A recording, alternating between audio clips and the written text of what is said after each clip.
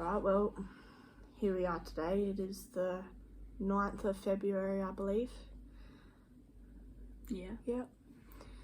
And I sort of feel like before I can move forward with the rest of my life, I need to acknowledge the life that has been and the part of me that has sort of sacrificed herself for me to be Russ.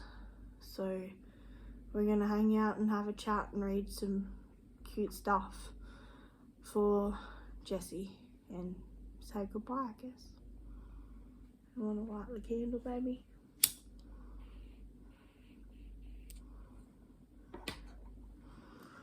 You want me to go first? Is that how these things normally work? Well, Angel, most people aren't present at their own funerals. Yeah, well, that's so why I'm asking. it's your funeral. Do you want to read your own, or do you want to hear what Catherine and Taylor said? Oh. I'll read mine first, because otherwise I'm not going to be able to read it after, I reckon. As usual, studies the whole alphabet to get to the fucking point. I think this is about 6 pages long, and then I also wrote a poem, so don't judge my creative inspiration. Dear Jessie, today I take the time to really talk to you, to remember the love I hold for you and to release you from myself. 26 years I lived as you, most of which I spent hating you, and for that I'm eternally sorry. My hatred wasn't yours to endure, and I put a lot on you that I didn't have answers for, and now I see my hatred for you as my own sorrow and grief of the feeling locked in a living tomb. The memories we have together I will forever treasure and remember. After all, without you I wouldn't have found myself. I owe you an apology, because I never meant to destroy you in the process of finding me, and I will forever mourn you. And one day I may not feel guilty, but right now I do.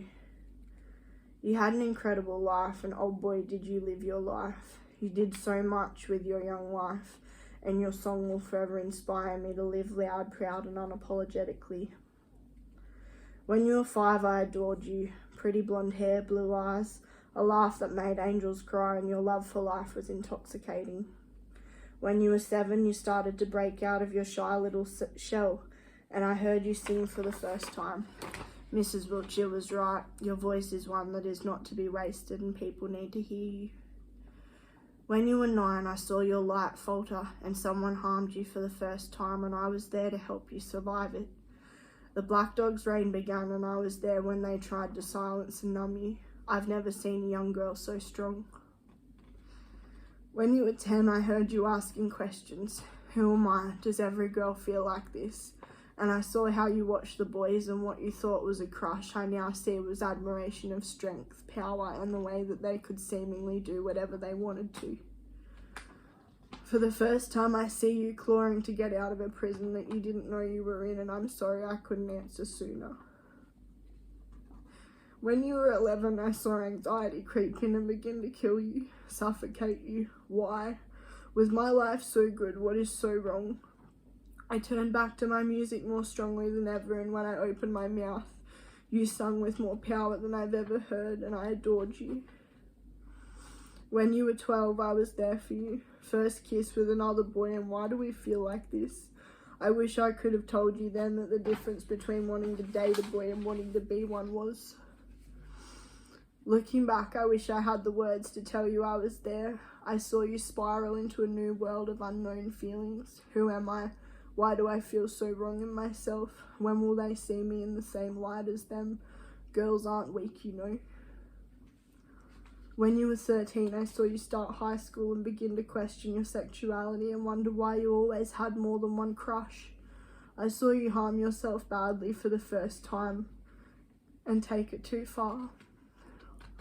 I wish I could have told you then that it wasn't you, it was that I wanted to be me.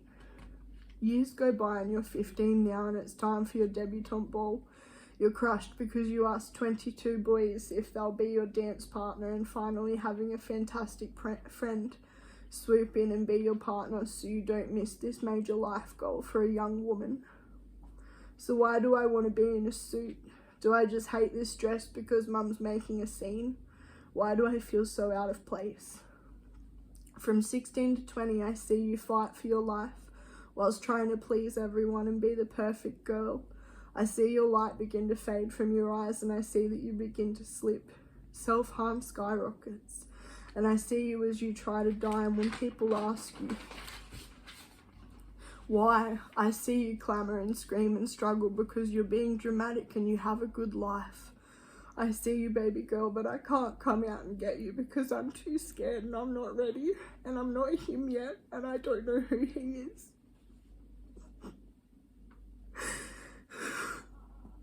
You pack your whole life up and run away from the drama that is your home life, and I'm there waving you off on your new adventure, but I can't come out yet, and I'm too scared, and I didn't know the people here. People don't feel like we do, and if I silence myself, I'm sure you'll be okay. I think you were okay for a while, or at least you convinced yourself you were, and then I saw you slipping, and you turned to the bottle and you stopped eating, and you nearly destroyed yourself trying to kill the idea of me. There would be at least 5 more attempts on your life between 20 and 23, and I'm watching, scared. If that's how I felt, how must it feel for you? Jessie, you accomplished so much, and I wish you could see yourself as we do, angelic, pure at heart and always rambling about something. I watch as you fall in love with the person you now call your wife, and baby, you have no idea how proud of you everyone is. So why do you still want out so bad? I've watched you at your highest and held you at your lowest, and I've cried with you. I've cherished your achievements. I've been your biggest cheerleader since the first time you questioned yourself, but I was too scared of the world to come out and to let you go. Without you, who can I even be? Last year I was there as I saw you fight so hard to keep your secret. You lost yourself inside your own mind. When I got out of that place, you were gone. I never got to thank you or say goodbye. For the life you gave to give me mine, I will be eternally grateful. And for the song that you shared with me, I will sing it forever for you. For the love that you brought home to me, I thank you and I'll treasure it forever. I'm sorry I took so long to step up, but I hope now you have your peace. I hope you feel the love from those you touched with your pure soul. You will always be remembered and missed.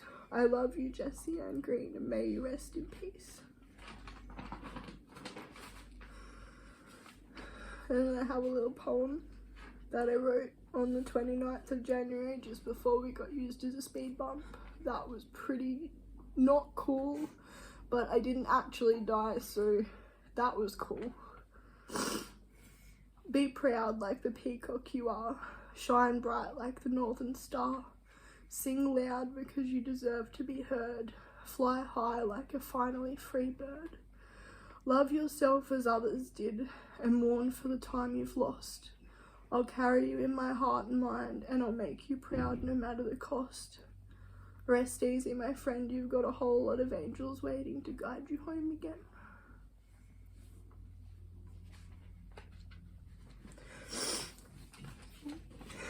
Thanks. I tried to keep it short.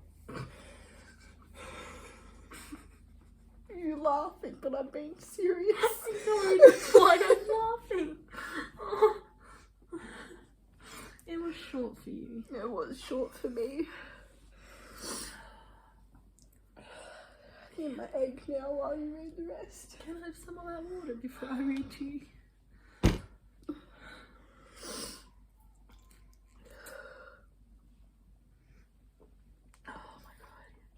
You like threw me off there. I didn't know that was going to be that deep. Yeah, sorry. Good. I'll read Catherine's first. That'll bring me back to be able to read. Don't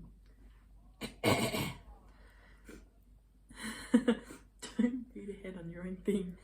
Jay, thank you for years of friendship, heartache, love, sweat, tears, laughter, and all our kookiness. My little sister, who I would protect fiercely and who I knew had my back. I will miss the good times and the bad. But thanks to the end of Jay, I now have an extra bro to my clan who has my back, and we still have memories. Direct quote, because let's be real, I'm going to bring up the driveway incident every time I see you.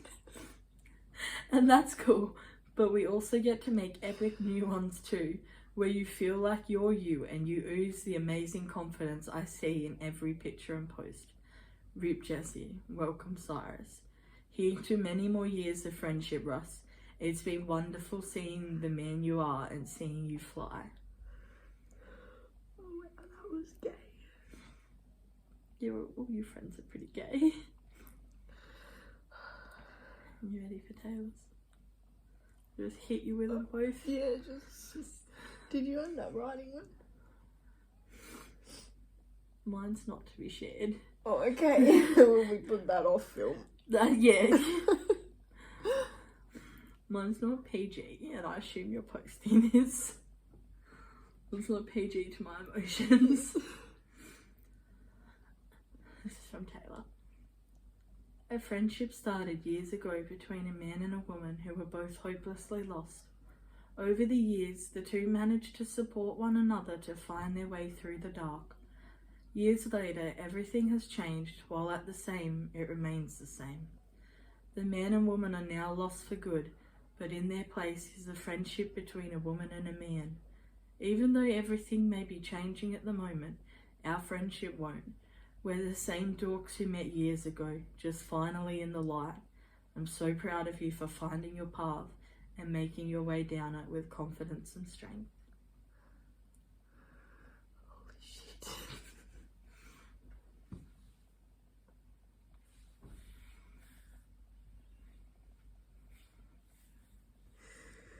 Well, I have some pretty dope friends. Yeah. Yeah, you do. I'll turn the camera off now so I can ugly cry. Okay.